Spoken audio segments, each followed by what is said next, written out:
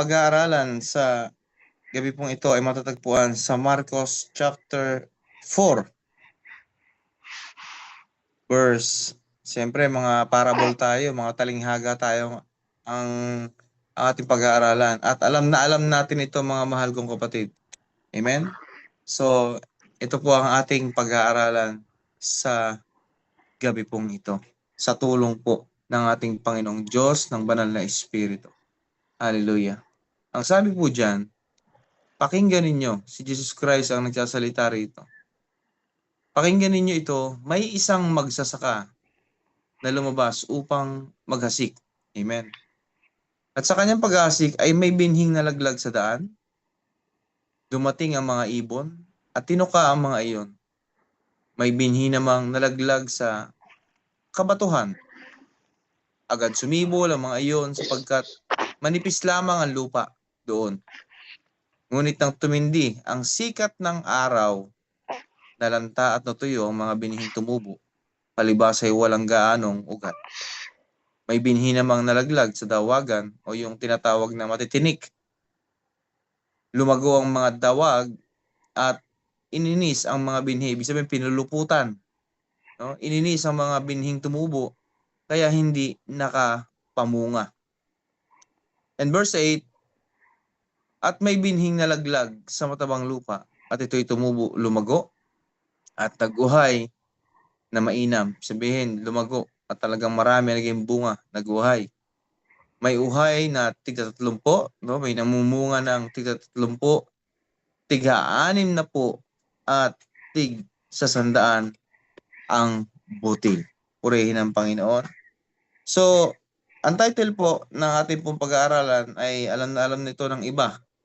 But I believe, Lord, na meron kang nais na iparating dahil ikaw ang nagbigay ng mensaheng ito. Ang title po ng ating pong pag-aaralan ay 4 kinds of ground. Amen? At lahat po tayo rito mga kapatid ay mga agriculture. Lahat po tayo mga agriculture dahil everyday kung ano-ano ang ating mga itinatanim, yun po ang ating aanihin. Amen? Baka iniisip nyo, hindi naman ako nag-aararo, no. Spiritually speaking, araw-araw ay meron tayong itinatanim sa kung ano paman o sa ibang tao, sa ating buhay, at kung ano. Kaya we are the agriculture of God. Amen? So, to God be the glory. Now, para maunawaan po natin at mas lalo nating manamnam ang mensahe sa gabing ito, ito po yung mga very important parable o yung mga talinghaga na dapat po nating manamnam at maunawaan. Sabi rito, one of the most important parables is found in the 3 books of the Bible.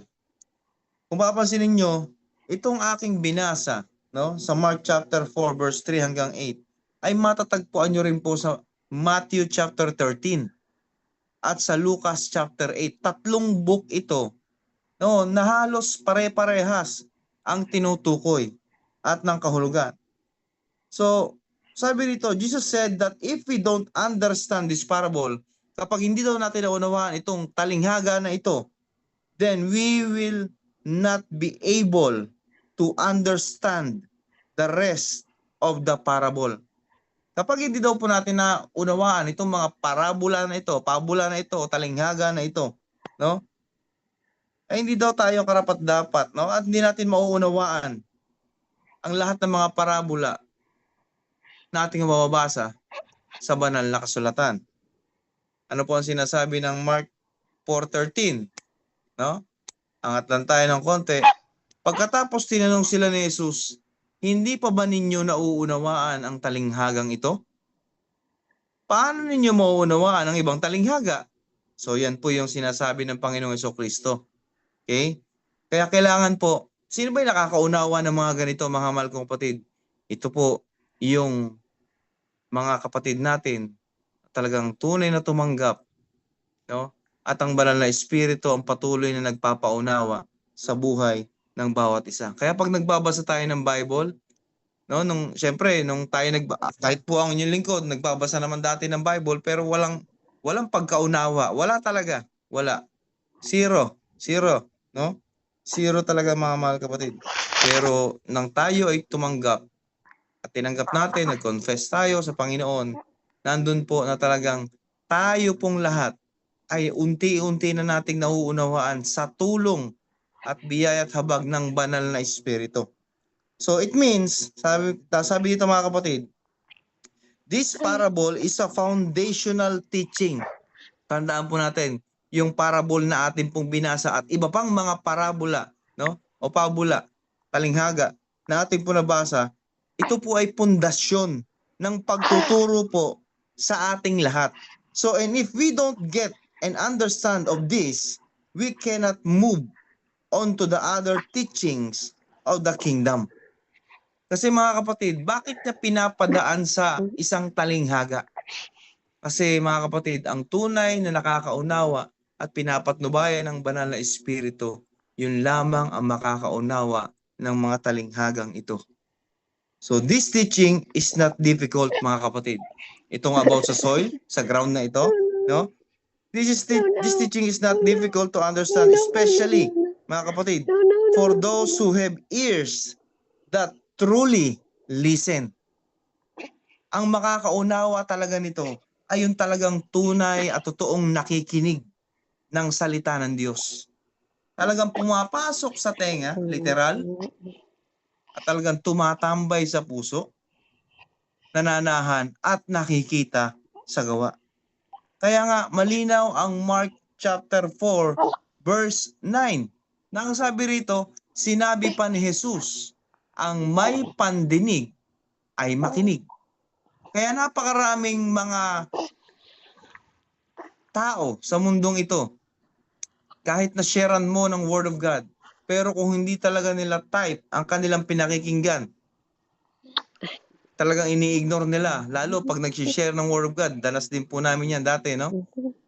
At kahit na pag-share, kahit dito sa Pilipinas, ini-ignore, no? Yan, sila Pastor Rodel, nag-share yan. Marami nag-i-ignore dyan, no? Pero ganun po man, meron pa rin mga talagang nakapakinig na talagang nagre-rema sa kanila ang mga preaching about sa salvation, no? About sa Word of God na sinishare nating mga evangelist, no? So, napakahalaga mga kapatid na talagang kung paano natin pinapakain ang ating mga katawan, no? Sa pamamagitan ng bibig. Ganon din po dapat ninanamnam natin ang pumapasok sa ating taenga at pumapasok sa ating puso at nakikita sa ating mga kilos. So, malinaw po yan. So, dito po sa ating pong 4 kinds of ground, no? Meron po ditong sabi rito 4. Ayan. O tatlo, sorry. 3 na ating pong pag-aaralan. And mabilis lamang po ito mga kapatid, no? At ang sabi rito, para mas lalo nating maunawaan, sino ba tong sower na to? S-O-W-E-R, no? So, sino ba tong naghahasik na ito? Si Mang Kepweng ba na kilala ko doon sa bukid? Hindi po yun, ano? Dito po sa tinutukoy rito sa ating pong pinag-aralan, God is the sower, no? Siya po o ang Diyos po ang naghahasik. Amen? Kaya mga mahal kong kapatid, tandaan po natin, lahat po tayo ay nahasikan, no? Nahasikan ng binhi. And that is the word of God. Mamaya dadaanan natin 'yan. So, the parable, ito yung number 1, ano? God is the sower. So, the parable talks about a man who sows in his field. So, the farmer or the sower mentioned here, na mention ito, no? Is our God who plants good seed. Si Lord po, nagtatanim yan ng mabuting buto. At alam naman natin kung sino yung nagtatanim ng masamang binhi. Amen? Si Satan. So in our lives, using other men as his instrument, no? Ulitin ko po. The farmer of the sower mentioned here is our God who plants good seeds in our lives using mayroong ginagamit, mayroong nagiging instrumento ang Panginoong Diyos, no? Using other men as His instrument. Kasi kung si Lord pa rin, no? Nung bumaba na nga si Jesus Christ dito, kung siya pa rin hanggang ngayon, abay, paano pakikilos sa mga disciple, no? Kaya purihin ang Diyos. At nung umakyat ang Panginoong Jesucristo sa langit, talagang yung 12 disciple at marami pa hanggang sa ngayon, marami pa tayo, no? To God be the glory. Tayo po yung nagiging mouthpiece sa iba. Tayo yung nagiging instrumento, no? So number 2, ano ba yung seed? Yung seed na iniahasik, mga kapatid, the seed is the word of God. Amen? Sa mga hindi pa nakakaunawa. So the seeds represent God's words, no? Ano po ang sabi ng Mark chapter 4 verse 14? Ang iniahasik ay ang salita ng Diyos. Malinaw po sa ating Bible, no? Hindi yan salita ng tao. So God's words which have the capacity to yield 100 times more than the amount planted. Amen? So kapag binasa po natin ang Lucas chapter 8, verse 8, ang sabi rito, no? Ang iba'y nalaglag sa matabang lupa, tumubo, at namunga ng tig-100, 100 times, at malakas niyang idinugtong, makinig ang may pandinig. Kaya mga kapatid, sa mga pag-aaral, sa mga preaching, sa mga pag-aaral o SOL 1, 2, 3 or sa ibang mga churches, no? SOT, School of Teaching, no? Kapag nandun ka lang, pero talagang hindi mo pinapakinggan at hindi ka nakatutok kahit ilang pang mga pastor o magpe-preach sa iyong harapan, kung wala naman doon ang iyong tenga at puso, nandun ka lang, di ka talaga nakikinig. Parang nandito tayo sa online. Nandito ka nga, pero iba ang ginagawa. Hindi nakapokus. Talagang mamimiss mo kung ano yung mga mahahalagang mga mensahe na gustong iparating sa atin ng Panginoon. Kaya napakahalaga po ng salita ng Diyos. And that is the seed, the Word of God. Kasi pag talagang tumanim sa puso ng bawat isa sa atin ang salita ng Diyos, kahit na dumating yung sandamakmak at sunod-sunod na problema, meron tayong mga verses, mga salita ng Panginoong Diyos na ipanlalaban dyan. Narinig naman natin yung mga testimony ng mga kapatid. Meron ng si Ate Shirley, di ba? Talagang sinabi ng doktor, ilan na lang nalalabi sa kanyang buhay, pero hindi, no? Kumakapit siya sa salita ng Diyos. Lahat tayo. Amen? Lahat tayo. Kumakapit sa salita ng Diyos. Si Angel, yung bata, yung anak ni Ate Angel, ay saksi kami diyan. Kung paano biniyak yung kanyang sama-samang panalangin, biniyak yung sa puso ng bata na yan. Tamo hanggang ngayon, to God be the glory. Masigla ang bata. No? Kaya napakahalaga ng salita ng Panginoon. Hindi lang ito basta salita, no? Makapangyarihang salita po ito at banal ang salita na ating pong pinag-aaralan. Kaya kapag parang ay narinig ko na yung mga ano na yan, ground na yan, mga soil na yan, mga kung ano mga preaching na yan, wala yan. Okay na sa akin, tama na yan. Alam ko na yung paliwanag dyan. Alam mo lang. Pero pag dumating, yung talagang matinding unos, how to apply the Word of God. Paano ngayon maia-apply sa buhay natin yun? Amen? Kaya napakahalaga mga kapatid, no? Sa mga salitang ating napapakinggan, ay talagang isinasabuhay. Now, ang sabi rito, hallelujah, likewise, our lives cannot bear good fruits if we have not received the Word.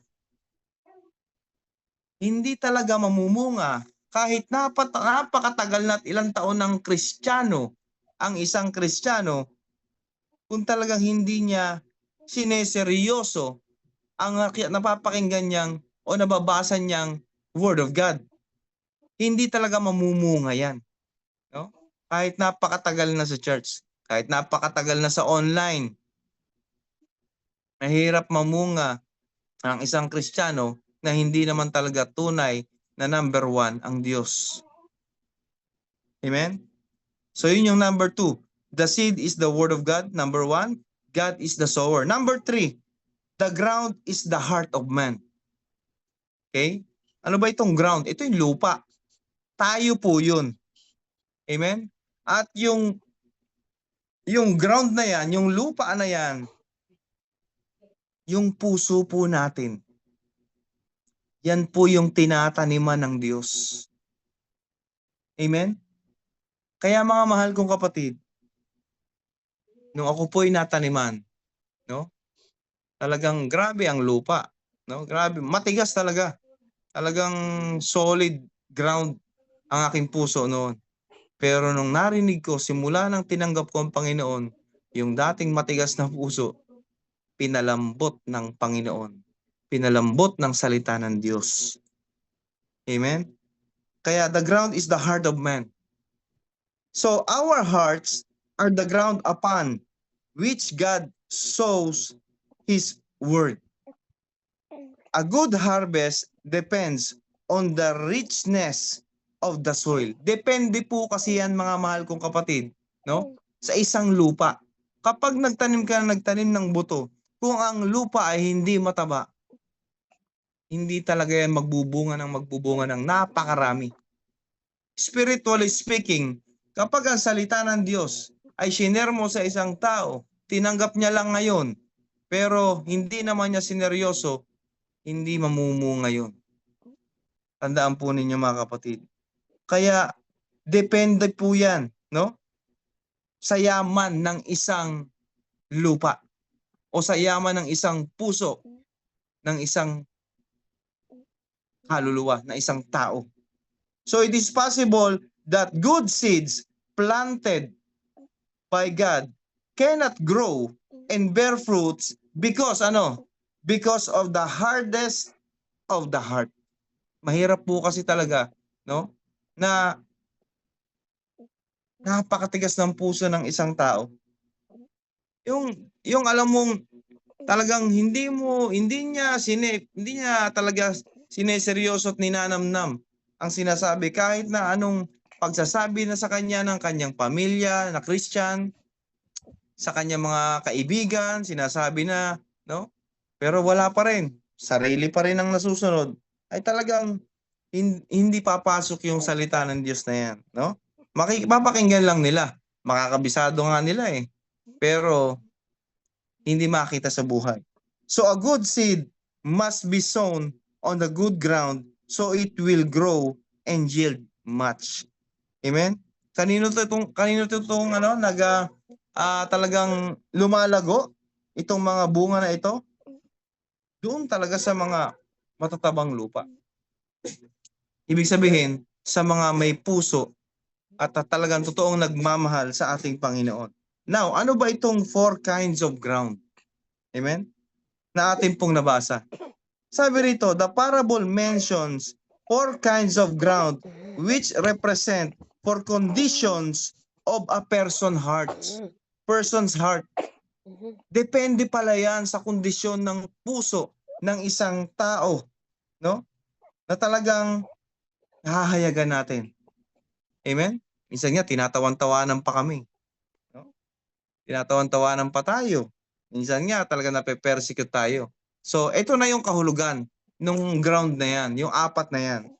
Sa Mark chapter 4, verse 14 hanggang 20, ito pong aking babasahin. Ang iniahasik ay ang salita ng Diyos. Ito ang mga nasa daan na nahasikan ng salita. Pagkatapos nilang mapakinggan ito, pagdakay dumarating si Satanas at iniaalis ang salitang napahasik sa kanilang puso. So ibig sabihin mga mahal kong kapatid, ito palang salita ng Diyos, no? Talagang inaagaw sa atin 'yan, no? Napakinggan natin, nagandahan talaga tayo, na-bless tayo, no? sa ating napakinggan. Pagdalo nyo sa inyong church, pagdalo nyo sa online, na-bless talaga tayo. Pero tandaan natin, nandiyan palagi ang kalaban para ito'y alisin sa ating mga puso, sa ating mga isipan, para hindi tayo para hindi tayo mamunga. Ano sabi ng verse 16? Ang iba'y tulad naman ng mga napahasik sa kabatuhan, pagkarinig nila ng salita, ito'y agad nilang tinatanggap na may galak. Ito yung mga tao na, ito yung mga kaluluwa na talagang wow, sabik, bless na bless. Talagang tanggap sila agad, no? Umiiyak. Talagang nandoon. Ramdam nila ang presensya.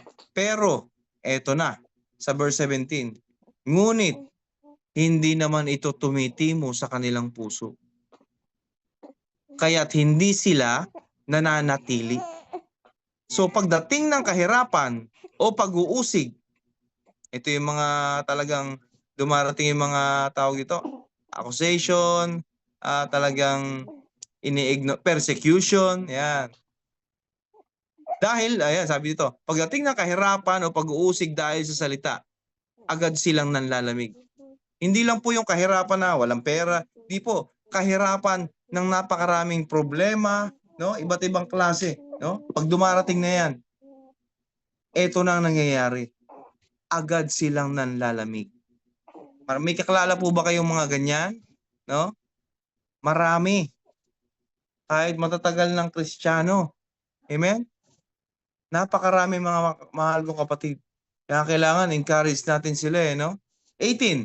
Ang iba'y tulad na napahasik sa dawagan. Ito yung pag sinabing dawagan, ulitin ko po, maraming tinik-tinik.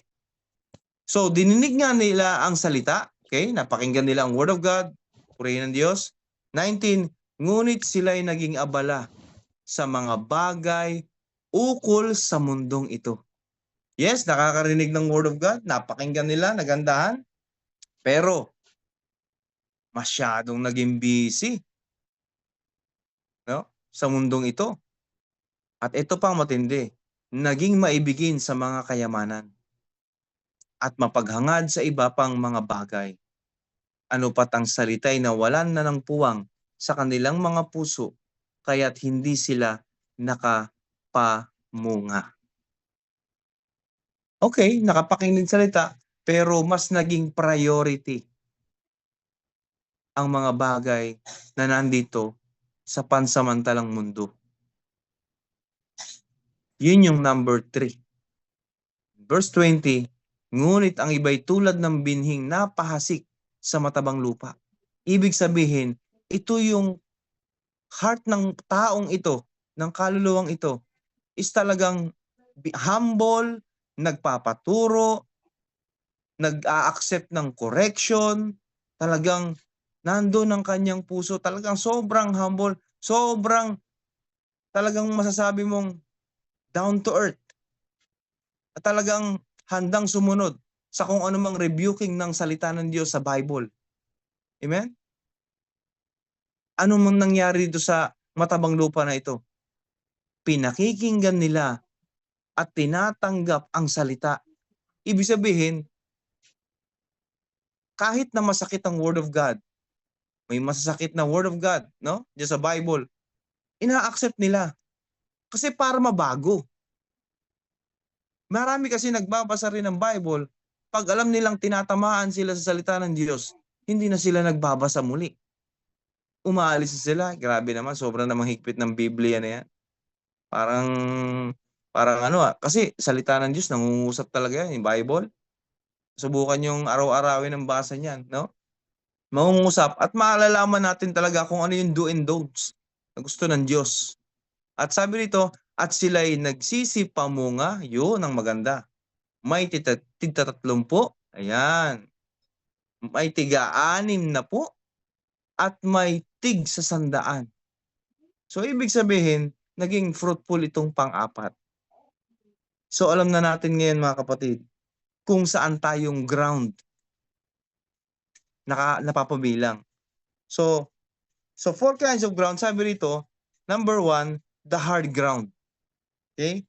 The hard ground. Ang sabi rito, sa Mark 4:15, ayan, Mark 4:15, Balik tayo dyan sa Mark 4:15. Ito ang mga daan, ang mga nasa daan na nasikan sa salita ng salita. Pagkatapos nilang mapakinggan ito, pagdakay dumarating Satanas at inaalis ang salitang napahasik sa kanilang puso. So, the hard ground, no, are those unsaved people. Amen? Who have hardened their hearts, pinatigas, to the message of God's salvation. Ito yung mga tao na talagang matigas ang puso, ayaw tanggapin ang salita ng Diyos. So, allowing Satan, no? Inaalaw nila, no, si Satanas sa kanilang buhay to snatch away God's word. Nakakalungkot. Ano po sabi ng Lucas 8:12? Ang sabi rito sa Lucas 8:12, ang mga binhing nalaglag sa tabi ng daan ay ang mga nakinig, ngunit dumating ang dyablo at inalis sa kanilang puso ang salita upang hindi sila manalig at maligtas. Yan yung mga matitigas na puso. Ayaw manampalataya. Ayaw nila ng maligtas. Ayaw nila ng salvation. Parang gusto pa nila konsumisyon. No? So nakakalungkot. So it talks about the people who have not yet obtained salvation because of the hardness of their heart to the gospel. So nakakalungkot, ano? Yan yung hard ground, mga kapatid. Number 2, the stony ground. Yung mga bato. Amen? So, kung mabasahin natin sa Mark chapter 4 verse 16 and 17. Ayan. Yung binasa natin kanina. 16. Yan. Ang iba'y tulad naman na napahasik sa kabatuhan. Pagkarinig nila ng salita, ito'y agad nilang tinatanggap na may galak, ngunit hindi naman ito tumitimos sa kanilang puso, kaya't hindi sila nananatili. Pagdating ng kahirapan o pag-uusig dahil sa salita, agad silang nanlalamig. So ito yung second type, mga kapatid, ng ground, no? Na sabi rito, the second type talks about people who joyfully receive the gospel. Talagang grabe yung kagalakan nung tinanggap nila yung gospel. But God's word were not firmly rooted in their heart.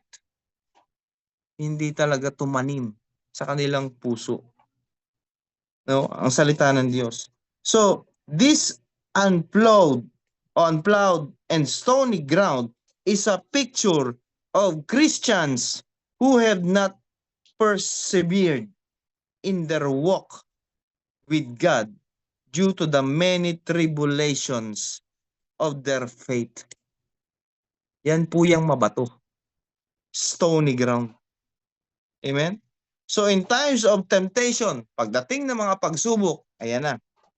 O mga persecution, persecute ka ng kaibigan mo, ng nanay mo, ng tatay mo dahil naging Christian ka, tinanggap mo ang Panginoon, no? At saka mga problema, no? Tinatawag niya na heat of the day, mga kapatid. Heat of the day yan, no? They fall away, mga kapatid. Umaalis na, hindi na uma-attend. Wala na, hindi na nagpatuloy. So, these trials came as a result of their receiving God's word, no? Pag binasa po natin ang Matthew 13:21, ito po ang sinasabi.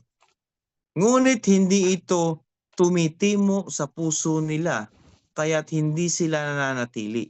Pagdating ng kapighatian o pag-uusig dahil sa salita ng Diyos, dahil talaga sinishare ang Word of God, agad silang nanlalamig. Merong mga persecution nangyayari. Ay talikod agad. Yun ang nangyayari dyan sa stony ground. Ano naman yung thorny ground?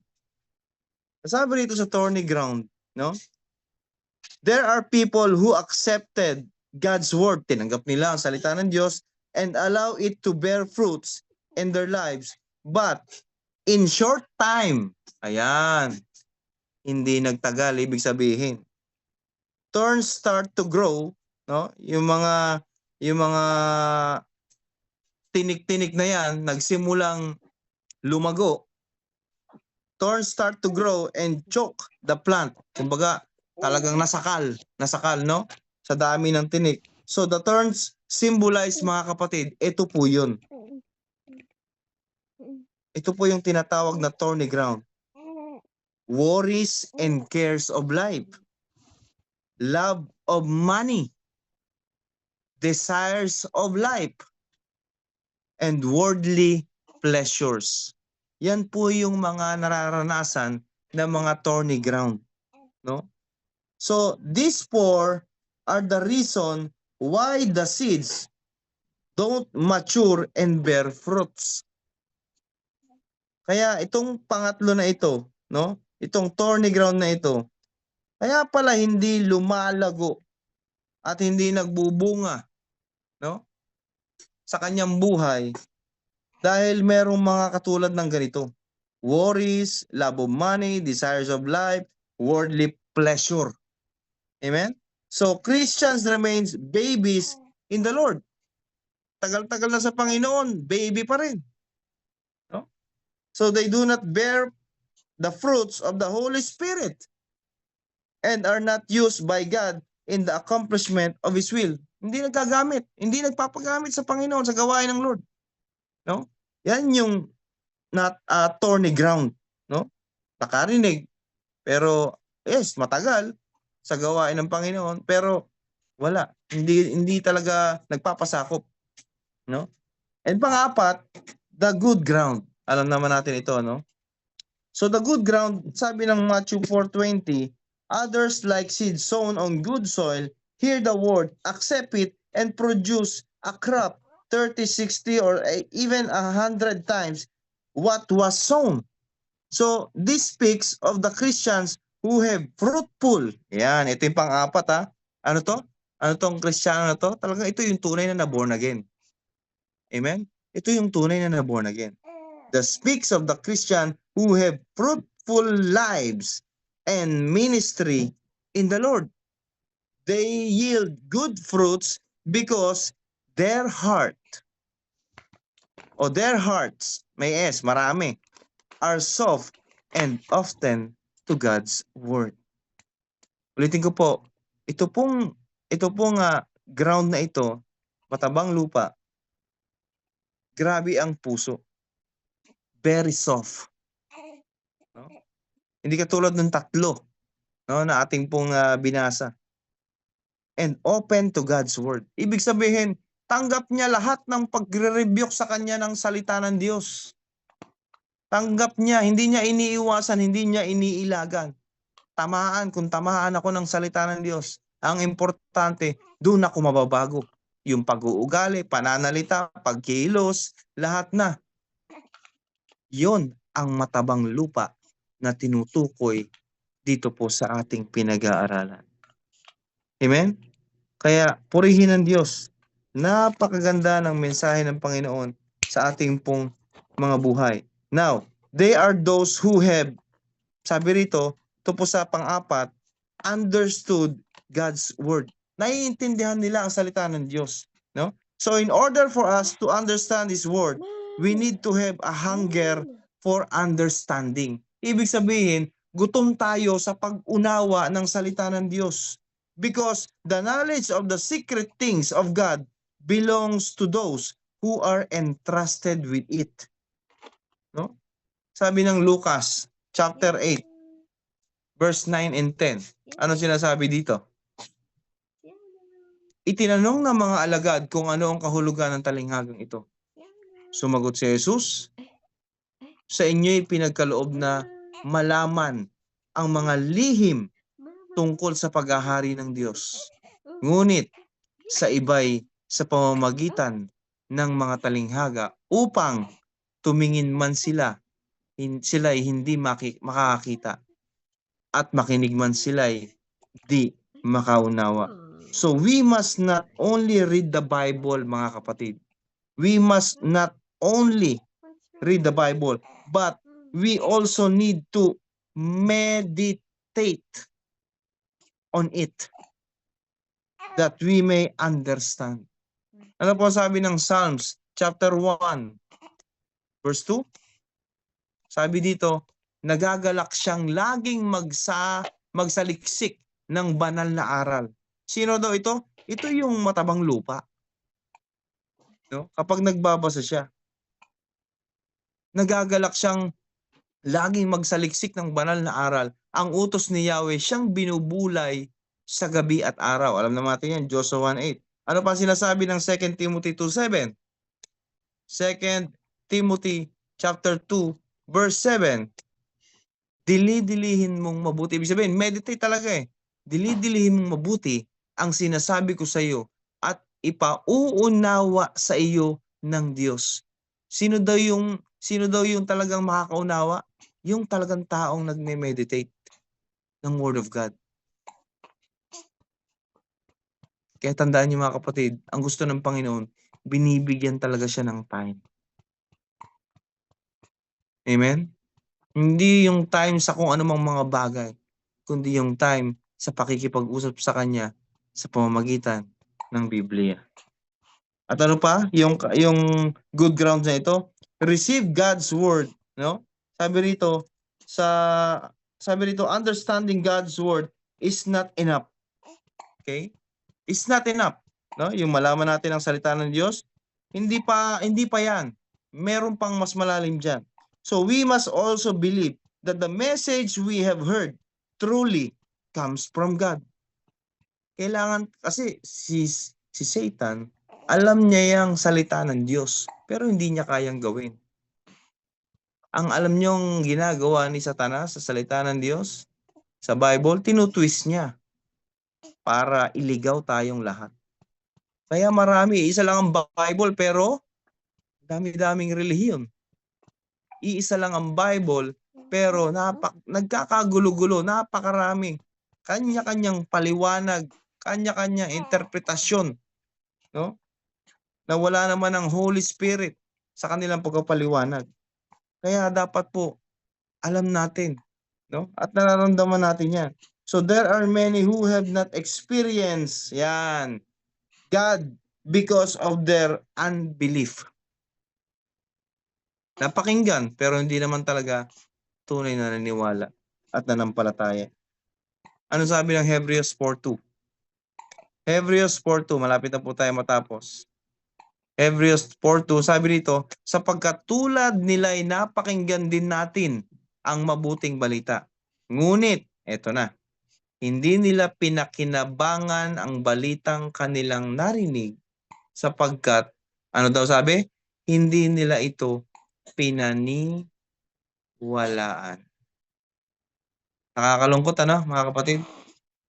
Napakinggan nila yung salita ng Diyos, pero hindi sila naniniwala. Sabi nila, sulat naman ng tao yan eh. Paano ako maniniwala dyan sa Bible na yan? Tao lang naman ang sumulat niyan. Pinadaan at may inutos ang Panginoon para isulat yan. Eh kung manok ang inutusan niya, maiintindihan ba natin yan? Siyempre hindi. Kaya nga kapwa-tao ang ating pong ang pinagsulat niya eh. Para maunawaan natin. Amen? But those who believe truly encounter God. Amen? So, tayong mga naniniwala, no? Tayong naniniwala ang papasok. Ayan, napakagandang verse nito mga kapatid, Hebrews 4:3. Tayong naniniwala ang papasok at mamamahinga sa piling ng Diyos. Ito'y ayon sa kanyang sinabi, sa galit ko'y aking isinumpang hinding-hindi sila makapapasok at makapamamahinga sa piling ko. Sinabi niya ito bagamat tapos na ang kanyang pagkalikha sa sanlibutan. Amen? Kaya purihin ang Diyos. Amen? So, aside from understanding and receiving the word, it is extremely important to apply the word. Ito yung maganda. Ina-apply na nung good ground. Ina-apply niya na unti-unti sa kanyang buhay. Hindi na siya mainggitin, hindi na siya magagalitin, hindi na siya silosa, hindi na siya mapanghusga ng kapwa, hindi na siya tumitingin sa plato ng iba. Ayan na. No? Hindi na siya naninirang puri. Nawawala na yung mga ganong attitude. So we are called to do what we have heard. Dahil sinasabi sa James, no? Sa Santiago, chapter 1, verse 22, mamuhay kayo ayon sa salita ng Diyos upang ito'y pinakikinggan kung ito'y pinakikinggan lamang ninyo, ngunit hindi isinasagawa, dinadaya ninyo ang inyong sarili. Dinadaya natin ang ating sarili kung hindi naman natin ito isinasagawa. And last, commitment and persevered with the word, no? Sabi rito, it is not enough to live out the word today and stop doing it tomorrow. Ginawa mo ngayon ang salita ng Diyos, bukas hindi na. Ayan, hindi po ganon. So our success in our spiritual journey does not depend on how strong we have. Hindi yan nakadepende sa kung tayo ay napakalakas natin. Hindi po ganon, no? Sabi rito, we have started but on how we endure up to the end. Kung hanggang saan tayo at magtatagal tayo hanggang sa huli, hanggang sa pagbabalik ng Panginoon. Kung hindi natin matatanda ng pagbalik ng Panginoon, tayo nalagutan na ng hininga, pero naglilingkod pa rin tayo, purihin ng Diyos. No? So to God be the glory. Yun po ang mensahe ng Panginoon, mga kapatid. Nasuri ba natin ang ating sarili sa apat na ground na ito? Amen? And I believe, ang mga purihin ng Diyos, ang mga anak ng Diyos ay lahat ay good ground. Amen? Lahat tayo magmumultiply, lahat tayo ay talagang gagamitin ng Panginoon. Umuwi man kayo dito sa Pilipinas, alam nyo, napakinggan nyo ang Word of God. Gagamitin tayo ng Panginoon. Amen? Magpapagamit tayo kay Lord. Talagang yung buhay na natin itong paglilingkod sa Panginoon. Amen? So, tanong, what kind of ground are you? What kind of ground are you? Anong klase kang lupa?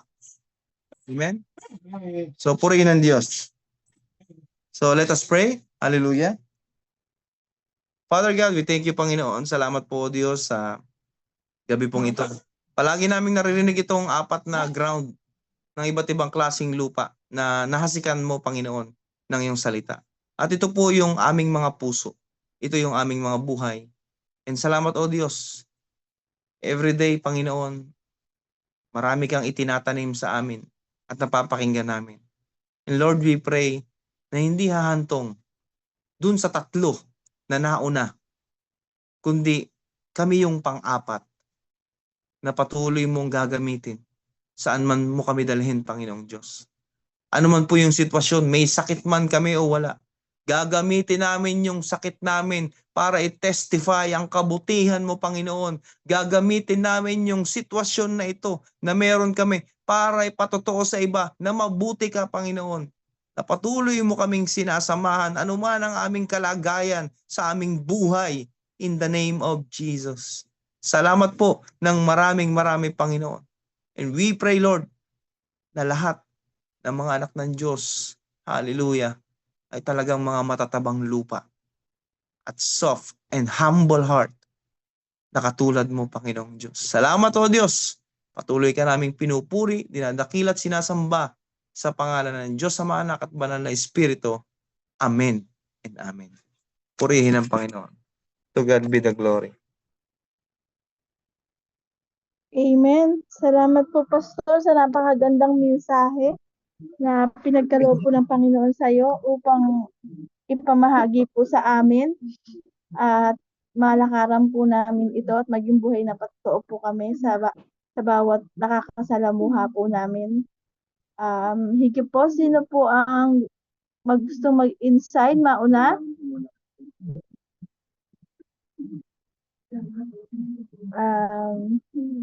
Si Shirley, kayo po muna, mauna.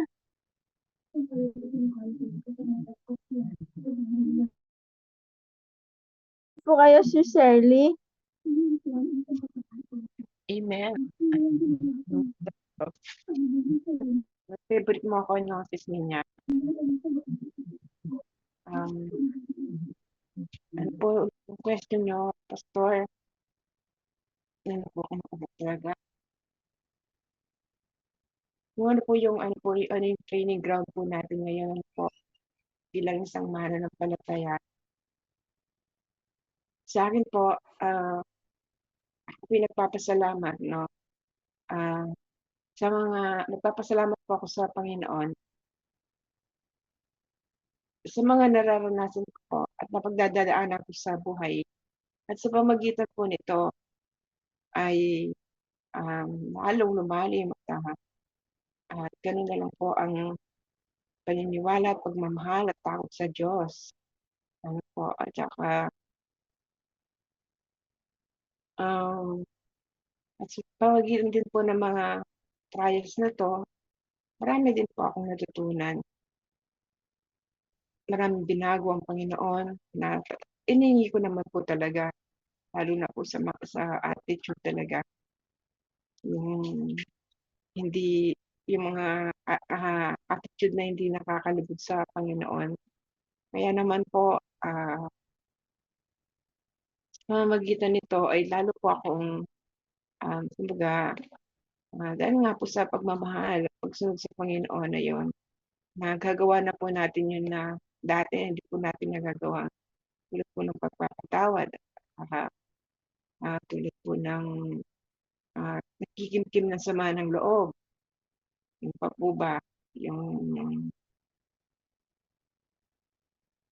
ah, po yung iba, um, yun po yung lahat pong yun. At sa, sa pamamagitan po din po ng ah, mga, ah, para ng sabi ko nga po na 'di po ba sabi po ni Lord na, kung gusto mong sumunod sa akin, takbil mo yung sarili, 'di po ba? Hindi na ikaw yung dati, hindi na po ikaw ang dati. Kaya naman po, um, pinatatag po ako ng Panginoon, tinulungan po talaga niya ako na baguhin baguhin ako. Inamin ko po nun na nakailang beses po ako ng, tawag dun, yung year na ginagawa na hindi man po ako ano, yung maabot ng buwan o linggo, balik ako sa dati ko. Pero salamat po sa Panginoon at, sabi nga, kung yan ay pagpapala o pagpapalo ay salamat, salamat sa Panginoon.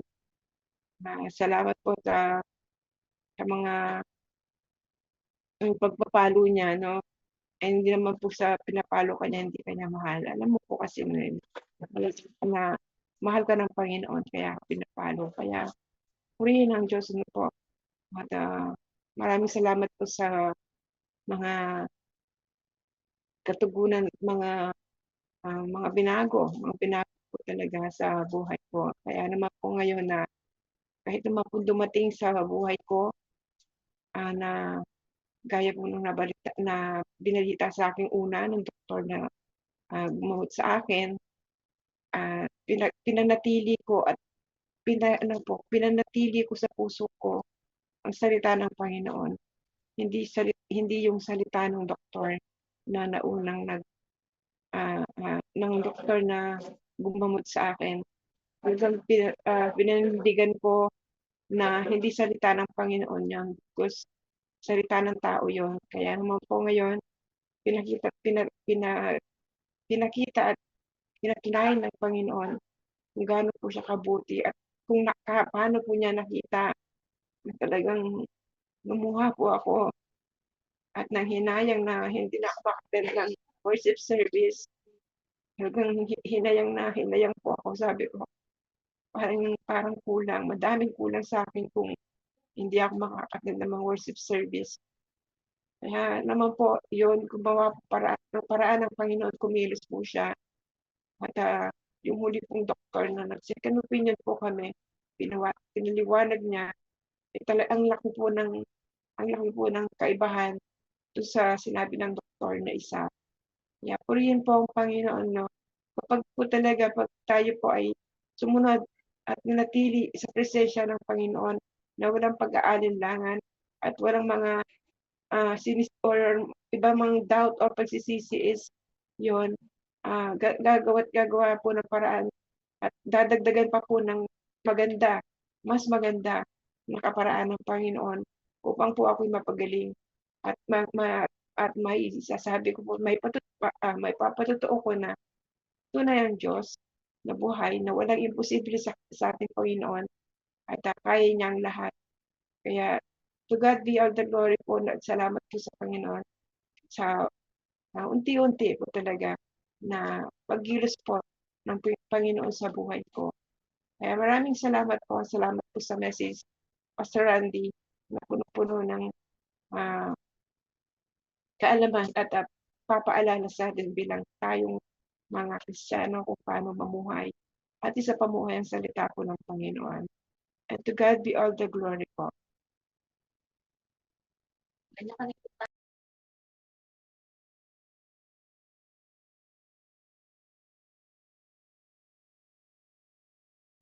Amen. Salamat po, Pastor.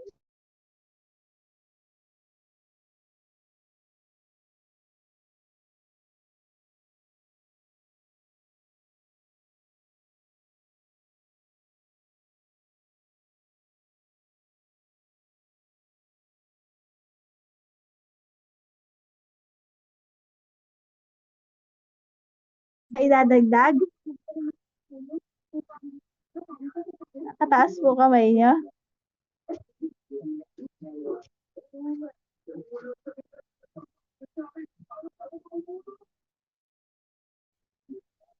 Naitaas lang siguro ni Pastor Randy yung kamay niya.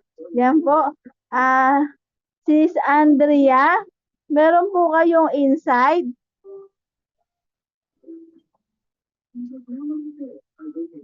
Kapatid, mamaya po ako, mayroon lang akong tinatapos. Sige po. Salamat po. Sis Billie Jean, meron po kayong insight? Yan po, mute lang po. Amen. Ayan. Saglit lang, maingay yung aking. Hallelujah. Yeah. Thank you po, Pastor Randy. Muli pong napakagandang mensahe na muli pong pinapaalala sa atin ngayon kung saan estado tayo ngayon, kung anong klaseng lupa tayo na nakatanim or nasa tatlong lupa tayo na kung saan nasa tinik, mabato, at matigas. Ayan. At o di kaya sa malambot na lupa. Ayan. Mas mahigit kung nandun tayo sa malambot na lupa. Talagang sure yan. Tayo po yung nagbubunga. Kumbaga, tayo na yung nakakatanggap kahit ano man nangyayari sa buhay natin. Ay patuloy tayo na lumalapit. At yun nga, na yung mga tao talaga na nagbabago na yung dating pamumuhay na kung saan hindi na natin binabalikan-balikan. Yung dati nagti-TikTok tayo, pero ngayon hindi na natin yung kumbaga pag once na nakakarinig din tayo ng mga bad words, ay parang sumasakit na yung tainga mo or na makakarinig, parang ayaw mo na makakarinig ng ganun. Kaya talagang ganun yung klase ng isang tao na pag once na binago na ay ayaw mo nang mapapakinggan, ayaw mo na makikita yung dating ginagawa mo, parang hinihatean mo na. Kumbaga, ayaw mo nang balikan yung dating ikaw, ayaw mo nang balikan yung dating palamura ka, ayan. Ayaw mo nang balikan yung dating nagti-TikTok ka, ayaw mo nang balikan yung dating, yung post mo dati is puro hugot-hugot. Pero ngayon, kapag once na binago ka na ni Lord, no, yung puso mo palang pagkagising mo lang sa cellphone mo, yung nais mo lumabas sa Facebook mo is yung Word of God, ganun. At kapag